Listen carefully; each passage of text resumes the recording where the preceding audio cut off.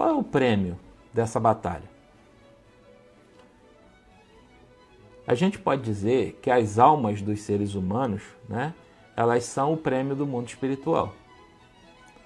Mas para quê e para quem? Para que é esse prêmio e para quem é destinado esse prêmio? A gente identifica, biblicamente, dois destinos possíveis para a alma. A primeira coisa que a gente precisa lembrar, céu e inferno, né? Então, existem dois caminhos possíveis. Não existe um terceiro, o caminho da neutralidade, como a gente falou ainda há pouco, né? Se existe céu e inferno, e o céu ele foi destinado para aqueles que foram eleitos, né? Aqueles que estão salvos em Cristo Jesus. E o inferno foi destinado primeiramente para Satanás e seus demônios e, como diz a palavra de Deus, todos são chamados, mas nem todos, né? São escolhidos. Definitivamente e infelizmente nem todos se salvarão, e alguma parte dessas pessoas que vivem no mundo no tempo presente ou que já viveram no mundo também encontrarão espaço no inferno, né? Não é o que nós desejamos, obviamente. Deus também ele não deseja de maneira nenhuma que nenhum homem se perca, né? Mas a opção ainda é aberta, franqueada a todos. Mas será que saber o destino conta na hora da escolha? Deveria o homem, né, saber o destino e isso deveria contar para ele? Com certeza, né? Óbvio, se a gente fosse analisar apenas pela ótica da lucidez intelectual, e se ela fosse a única norteadora da nossa decisão entre céu e inferno, eu acredito que todos, ou a maioria, né, escolheria ir para o céu. Acho que todos. Só que a gente sabe que não é só isso que faz com que a pessoa compreenda. Na verdade, o texto de 2 Coríntios, capítulo 4, verso número 4, revela que o Deus deste século, ele cegou o entendimento dos incrédulos para que não resplandeça a luz do Evangelho da glória de Cristo, que é a imagem de Deus. Neste sentido, né, com a mente tampada, com os olhos carnais tampados, com os olhos espirituais, perdão, tampados, a pessoa ela não consegue enxergar qual é o melhor caminho a seguir.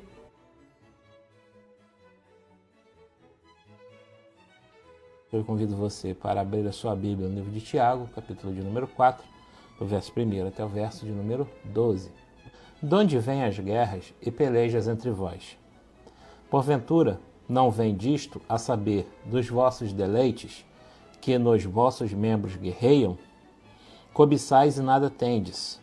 Sois invejosos e cobiçosos, e não podeis alcançar. Combateis e guerreais, e nada tendes. Porque não pedis. Pedis e não recebeis, porque pedis mal, para os gastardes em vossos deleites. Adúlteros e adúlteras, não sabeis vós que a amizade do mundo é inimizade contra Deus? Portanto, qualquer que quiser ser amigo do mundo, constitui-se inimigo de Deus. Ou cuidai vós, que em vão diz a Escritura, o Espírito que em nós habita tem ciúmes. Antes, da maior graça, portanto diz, Deus resiste aos soberbos, dá, porém, graça aos humildes. Sujeitai-vos, pois, a Deus, e ele se achegará a vós. Limpai as mãos, pecadores, e vós de duplo ânimo, purificai o coração. Senti as vossas misérias e lamentai e chorai. Converta-se o vosso riso em pranto e o vosso gozo em tristeza. Humilhai-vos perante o Senhor, e ele vos exaltará. Irmãos, não faleis mal uns dos outros. Quem fala mal de um irmão e julga a seu irmão, fala mal da lei e julga a lei. E se tu julgas a lei, já não és observador, mas juiz. Há um só legislador e um só juiz, que pode salvar e destruir. Tu, porém, quem és que julgas a outrem? Bom, Do texto de Tiago, nós podemos tirar muitas questões nessa lide que nós estamos tendo aqui a respeito da vida espiritual e dos riscos, né, que nós devemos identificar. Tiago, sendo irmão de Jesus, né, ele demorou um tempo, e nós sabemos disso, para integrar, né, como apóstolo do Senhor. Obviamente ele viveu com Jesus, esteve com Jesus, era irmão de Jesus, né, vivendo como apóstolo, possivelmente, né, vamos falar discípulo, para não aplicar a palavra apóstolo a Tiago, mas passou pela necessidade de conhecer verdadeiramente o reino de Deus, para que ele pudesse, então, lutar com as verdadeiras armas. Tiago ele nos adverte de várias maneiras a respeito do nosso comportamento de cobiça em relação ao mundo. E ele nos lembra que aquele que deseja ser amigo do mundo se constitui inimigo de Deus. E a palavra de Deus, né, também nos revela, através do apóstolo João, Jesus falando que o mundo nos odeia. Neste sentido, nós devemos entender que um dos riscos que nós vamos correr é justamente esse de querer ter proximidade com aquilo que não nos pertence. E o que não nos pertence? O mundo. Nós pertencemos a Deus, né? Nós cristãos pertencemos a Deus, e esse pertencimento que nós temos de Deus, ele faz com que a relação que nós venhamos a ter com o mundo, se nós desejarmos o mundo, nós vamos acabar entrando num conflito de interesses e de comunhão com Deus. Entrando nesse conflito de interesses, a tendência não é que Deus perca, é que nós percamos, não é? Então, nós precisamos saber identificar, não é, que nós precisamos estar sempre do lado de Deus. Curiosamente também, Tiago, ele chama a essas pessoas que desejam ter um relacionamento maior com o mundo e menor com Deus de adúlteros e adúlteras, como se nós fôssemos casados com Deus, né? Por que isso? Porque quando nós firmamos a aliança com Cristo, certamente que essa aliança, ela funciona para nós como se fosse um casamento. E nós casamos com Cristo no mundo espiritual, no sentido de que a igreja é a noiva do Cordeiro, não é? E toda relação que implique em quebra dessa relação de noivado com o Cordeiro, coloca, obviamente, a outra parte como sendo adúltera, né? Por isso o Tiago, ele usa essa expressão. Nós que já fomos apresentados ao Evangelho, somos sempre instigados ou levados pelas Sagradas Escrituras a viver em novidade de vida, e podemos identificar essa novidade como sendo uma vida mais ligada ao Espírito que a vida que levávamos antes, ou seja, aquela vida carnal. Nosso conhecimento do mundo espiritual depende das experiências que temos e da apresentação do plano de salvação relacionado à fé cristã, tá? Porque antes nós tínhamos uma visão esparsa, muitas vezes falha ou até mesmo omissa. Hoje em dia, então, onde há muitas pessoas, muitas famílias sendo formadas fora do contexto, né, da fé, nós vemos que essas pessoas que têm filhos, muitas vezes, simplesmente não falam nada da fé para os seus filhos, ou então falam de espiritualidade em outros níveis. Precisamos entender que as formas de ataque a essa vida, né, que nós levamos, nós devemos aprender a usar as armas espirituais para lutar contra esses ataques que nós sofremos, tá? E nós citamos o texto de Efésios, que foi o texto base, Efésios capítulo 6, que fala das armas espirituais. Tá bom? Então, leiam, né? Efésios capítulo 6, verso 10, em diante, 10 a 17, que é algo de suma importância para nós.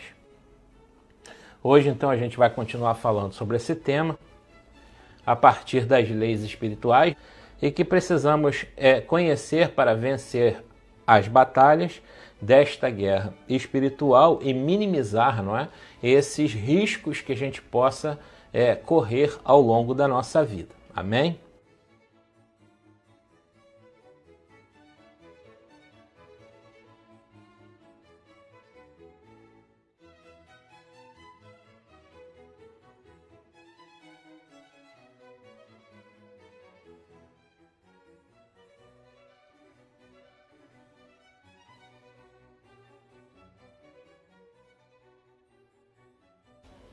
Quando a gente pensa na palavra de Deus, nós precisamos lembrar que ela é o compêndio de tudo aquilo que a gente precisa conhecer, não só sobre o nosso dia a dia, né, sobre a nossa vida comum, cotidiana, sobre como nós devemos reagir às situações na nossa vida cotidiana, mas também, obviamente, sobre a vida espiritual, né? O conhecimento da vida espiritual. Nós já tivemos aqui, por exemplo, falando uma vez a respeito de como será a nossa vida no céu, de acordo com os padrões estabelecidos pela palavra de Deus e aquilo que nos foi liberado até o tempo de agora, pela palavra de Deus. Contudo, há limitações que a própria Bíblia nos impõe a respeito de conhecimento do futuro. Diante da fé cristã, precisamos partir, né, para entender a vida espiritual e até mesmo a nossa luta nas batalhas, que a fonte de conhecimento dessas leis é a própria palavra de Deus, a Bíblia Sagrada, né?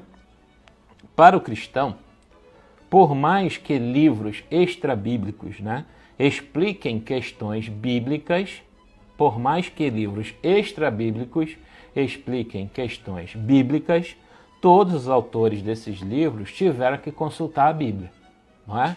Então, por mais que você, né, tenha dificuldade em estudar sobre determinado assunto, se você tiver o mesmo cuidado que outras pessoas já tiveram para estudar sobre o mesmo assunto, em teoria, você terá as mesmas condições que essas pessoas tiveram para escrever esses livros, tá? Então, assim, não existe uma revelação especial que faça com que com que essas pessoas escrevessem esses livros que não são a Bíblia, tá?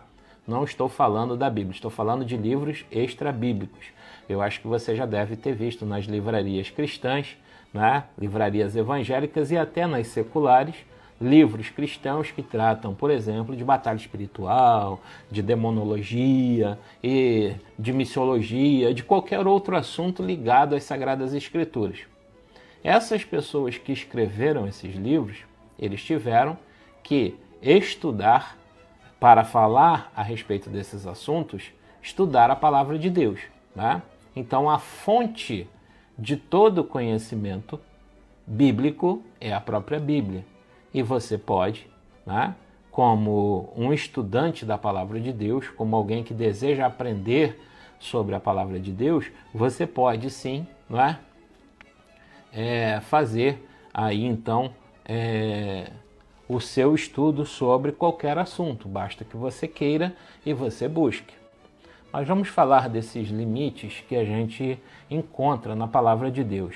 E o primeiro que eu gostaria de falar é o que está citando em Deuteronômio, capítulo 29, verso de número 29. Abra, por favor, aí a sua Bíblia, nós vamos fazer citação a esse texto. Deuteronômio, capítulo 29, verso de número 29. Diz assim: as coisas encobertas são para o Senhor, nosso Deus, porém as reveladas são para nós e para nossos filhos, para sempre, para cumprirmos todas as palavras desta lei. Então, existem, não é, a respeito do mundo espiritual, existem coisas ou conhecimentos que não foram liberados para nós, Simplesmente porque não são para nós, são para Deus, né? Em um determinado momento, elas serão reveladas, mas neste momento, por exemplo, quando Deuteronômio, capítulo 29, verso número 29, foi declarado para Moisés, não é? Quando Deus ele fez essa revelação para Moisés, ele estava declarando que nem todos os assuntos relativos ao céu serão liberados para os homens nesse período de vida humana. Então nós temos que nos preparar e lutar com as armas que nos foram ofertadas até pela paciência de Deus até o momento exato do fechamento do cânon das Sagradas Escrituras, né? Então a Bíblia, ela é, como eu já disse, o compêndio dos assuntos aos quais Deus ele desejou revelar para nós, e nós devemos usar esse compêndio, que são as Sagradas Escrituras, para o nosso proveito, não é? Para que a gente tenha sucesso na nossa vida comum, secular, e também na nossa vida espiritual, posto que a Bíblia é uma regra de fé, mas também é uma regra de prática, tá bom? Então, existe uma primeira limitação, e essa primeira limitação exatamente é que nem todas as coisas Deus ele liberou para o conhecimento de todos nós. Deuteronômio 29, 29 nos impõe limite, sim, de declaração. Trata-se do entendimento de que as Escrituras Sagradas, no que diz respeito à revelação de Deus, é completa. Completa para quem? Para nós. Ela não contém a revelação, ela é a revelação de Deus, né? Neste sentido, devemos ter o hábito constante de sua leitura e, mais que isso, de meditação nela, conforme Salmo 1, verso de número 2 e 1 Timóteo 4, 13, 15 e 16. Sabendo que a vontade de Deus está nela expressa, ou seja, está expressa nas Sagradas Escrituras, e é o atendimento dessa vontade, que seja a vontade de Deus, que nos faz vencer. Isso está escrito lá em 1 João, capítulo 2, verso de número 17. Então, a palavra de Deus ela é completa para nós, mas ela não está liberando todas as informações, porque parte das informações são reservadas para Deus e mais adiante a gente vai ver que a gente vai ter acesso a essas informações, mas aí não mais na nossa vida terrena, mas sim quando nós estivermos morando com o Senhor, tá?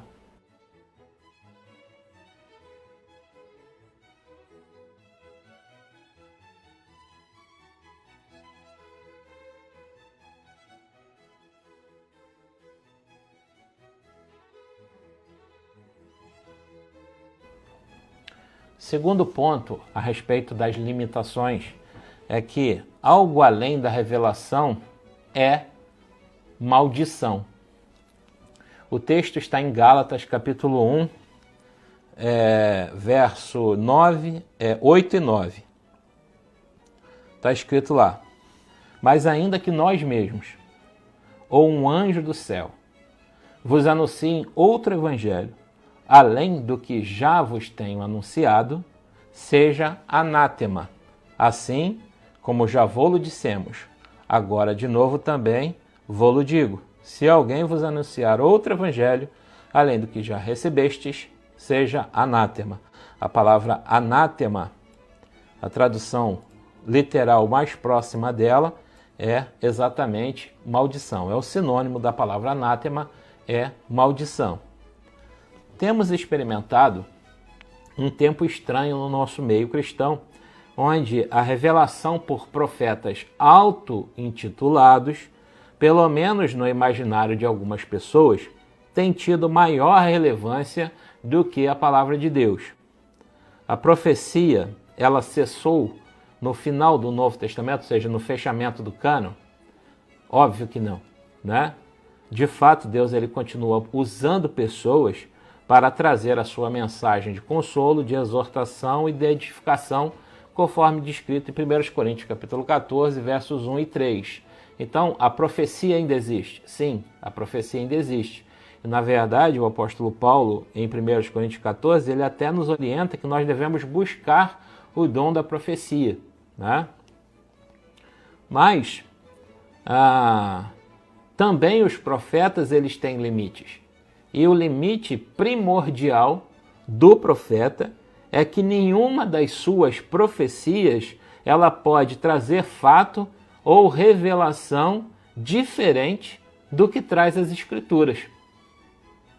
Então, no seu trabalho, né, do profeta, né, aquele trabalho que foi citado, né, de consolo, de exortação e de edificação, todos três precisam estar alinhados com a palavra de Deus, tá?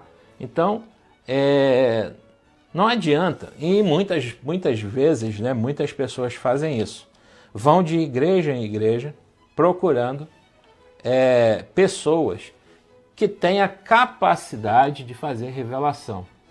Ora, a maior revelação que nós podemos ter ou podemos ter tido ao longo da nossa vida é justamente a revelação das Escrituras Sagradas, né? O profeta, ele tem uma missão especial no nosso tempo, sim. Nós precisamos muitas vezes ser exortados, porque em um determinado momento pode ser que esteja abatido sobre nós uma cegueira de entendimento. E muitas vezes a gente precisa acordar em algumas coisas que nós estamos fazendo, e muitas vezes de errado, né? Então, a missão do profeta, ela ainda é importante para a igreja. Contudo, essa missão do profeta, ela tem que estar necessariamente sujeita às Escrituras Sagradas. Nada novo, não é? Além das boas novas de salvação, existe na palavra de Deus. Então, não há como nós acreditarmos que alguém vai trazer um novo evangelho ou uma nova visão, não é, a respeito do mesmo evangelho ao qual nós recebemos da parte de Cristo e nós temos até hoje. Amém? O terceiro limite que eu enxergo na palavra de Deus, ele se encontra em 1 Coríntios capítulo 13, o verso de número 12, conforme a gente já falou até ainda há pouco. Está escrito assim: porque agora vemos por espelho em enigma, mas então veremos face a face. Agora conheço em parte, mas então conhecerei como também sou conhecido.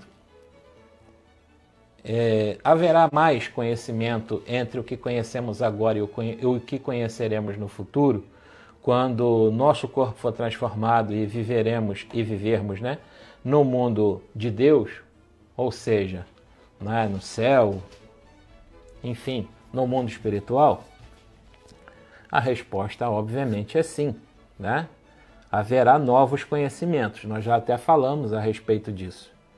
Paulo, no texto acima, ele não só nos adverte da nossa condição limitada, como também nos diz que ao integrarmos a Terra Celeste, seremos tão conhecedores como somos conhecidos, né?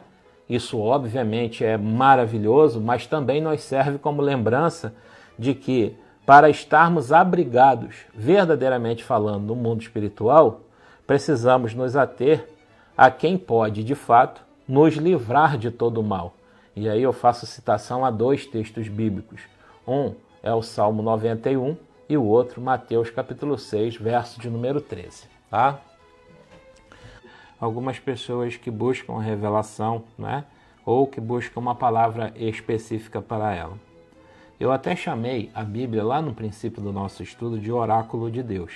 Por que eu chamei de oráculo de Deus? Porque ela é a fonte do conhecimento, não é? Que nós precisamos para a obtenção da nossa própria vitória, do ponto de vista espiritual. Acontece que muitas pessoas, acostumadas com práticas, tá, anteriores à prática comum como servo de Deus, e muitas vezes na igreja existe uma certa dificuldade, né, de se explicar, seja por tempo, ou seja lá pela instrumentalidade, né, na hora de você aplicar a palavra de Deus, ou mesmo as igrejas que pregam abertamente essa ideia do profeta revelador, né? Muitas vezes faz crer que existe uma diferença na profecia de algumas pessoas, como se aquelas pessoas estivessem trazendo algo novo. O que o profeta pode trazer de novo? É apenas restrito, não é, a ideia de que alguém não esteja cumprindo a palavra de Deus. Seja numa profecia exortativa, por exemplo, que alguém está em pecado, né, e precisa se consertar em determinada área da vida. Sim, é possível que isso aconteça, mas não trazer um fato novo a respeito da palavra de Deus. É isso que a gente está falando aqui. Então, a bem da verdade, nós precisamos entender que se nós compreendermos a palavra de Deus e se nós cumprirmos a vontade de Deus, certamente que o trabalho da profecia será mais de consolo, né, do que de exortação. Não é verdade? Mas existem aquelas pessoas que sempre estão buscando profecia, sempre estão buscando acesso a profetas. Talvez isso aconteça porque muita gente tem dificuldade de ela própria ter essa relação com Deus, tá? Ou por não desejar, ou por não saber. Às vezes a gente chama isso de preguiça, né? Porque a Bíblia está liberada para todos, para acesso, para leitura, para interpretação, né? Interpretação como? Através do Espírito. Lembra que as coisas espirituais elas se discernem pelo Espírito e não pela pura e parca mentalidade humana, tá bom? Qual é a profecia? Nós acabamos de falar. Exortação, qual foram os termos que a gente usou? Exortação, deixa eu voltar aqui só para...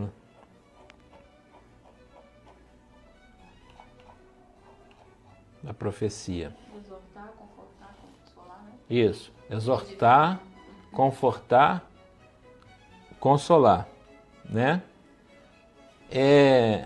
Não traz um fato novo, mas, obviamente, é algo que alimenta a alma daquele que está sendo exortado, aquele que está sendo consolado, não é? Aquele que está sendo ali edificado, não é verdade? A respeito dos dons, né, as pessoas, elas, às vezes, nós já falamos sobre dons espirituais e muitas vezes a gente vê que as pessoas, elas retornam com as mesmas dúvidas. Não são verdadeiramente as mesmas pessoas, né? Até porque a gente não tem aqui uma classe inscrita de pessoas que estão fazendo todos os estudos que a gente está passando.